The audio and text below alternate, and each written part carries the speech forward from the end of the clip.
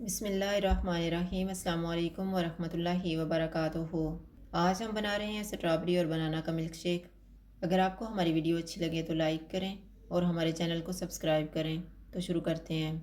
मैंने 3 गिलास दूध लिया है, 1 कप स्ट्रॉबेरीज, 2 केले, 1/4 कप चीनी और आइस क्यूब्स। जग में केले डालेंगे, स्ट्रॉबेरीज डालेंगे, चीनी, दूध डालेंगे और इनको ब्लेंड करेंगे।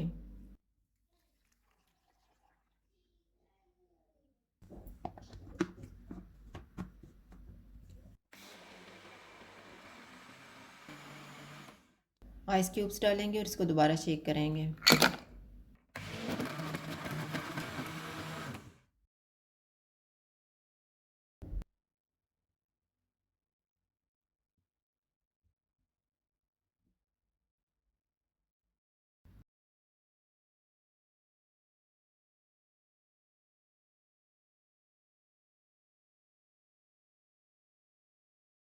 स्ट्रॉबेरी और बनाना का मिल्क शेक तैयार है। अगर आपको हमारी वीडियो अच्छी लगे तो लाइक करें और हमारे चैनल को सब्सक्राइब करें। शुक्रिया। अल्लाह हाफ़िज़।